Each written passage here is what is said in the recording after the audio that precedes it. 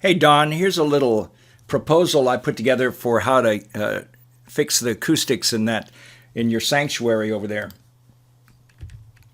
You know, we want to try to tame the room. Right now it has that really bad flutter echo, and that means when you stand in the room in the center and you clap your hands, you can hear it kind of go because it's bouncing back and forth between those two big walls.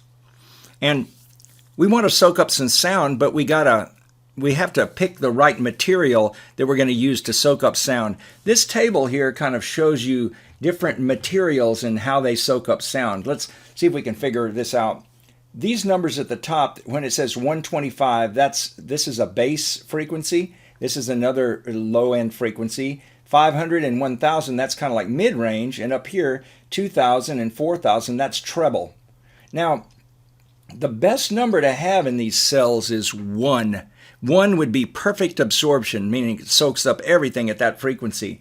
But if you look, for example, here at carpet will absorb about half the sound up here in the treble range, 0.45, but down here in bass range, it doesn't soak up any sound at all, hardly.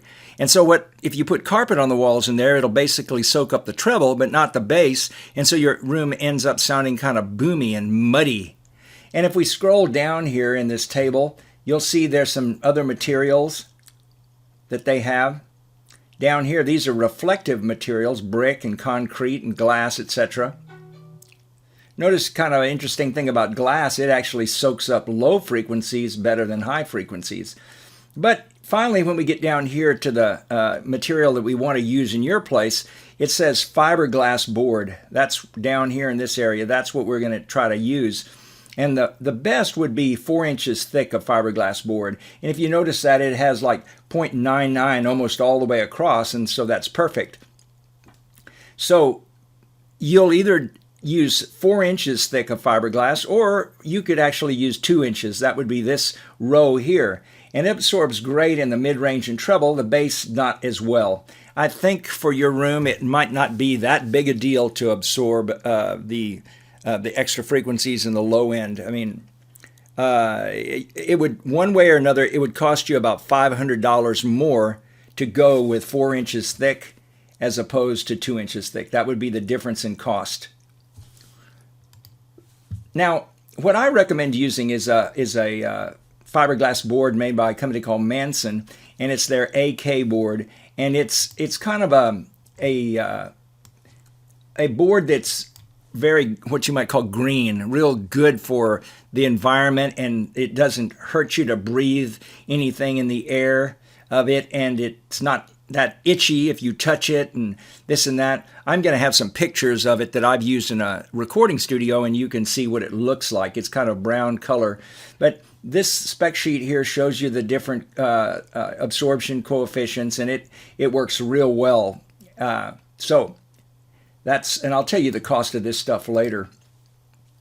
So the panels come in. They're 2 feet by 4 feet and 2 inches thick, and they cost about $11 each. Here's your room, and I propose to put a bunch of it right up here in this area, and then this is over here in this area. Put some above this next to the door here, and then on this other side we put some up here to the right of the door. Here's what kind of a graphic of what I propose in that room. So if you were to count all these panels here,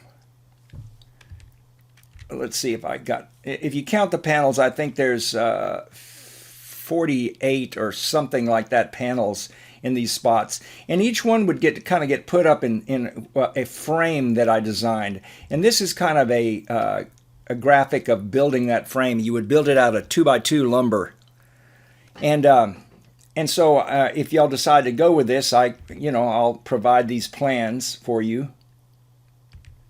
This shows the frame when I put 2 layers of fiberglass in it, and so this would be 4 inches thick. If y'all decide to go with just one layer, that would be 2 inches thick, then we would alter these how deep these frames are.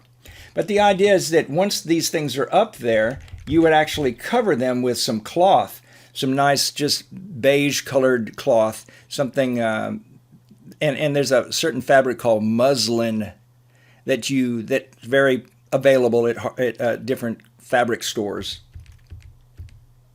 So there's 48 panels here. You can count them and see. And then, so here's cost of materials. To make one of the frames, you're going to need 6 8-foot 2x2s. And you're going to need about 30 2.5-inch screws. Well, for your situation, you're going to need 18 frames. That's how many you need. Now, and so that means you're going to need 108 2x2s and 540 screws. So here it kind of gives you a cost. I checked Home Depot and they sell 2x2s, 8-footers for $2 each. So if you're going to buy 108 of those, are $2 each. That's $216. You're going to need to buy some screws to put them into the wall. And so the total for lumber and screws is $286. Now, if you buy 50 panels of fiberglass, and that's the smallest quantity you can buy is 50, it's going to cost $550. Now, that would provide us enough for one panel on each one of these spots here. If you go, and that would be 2 inches thick.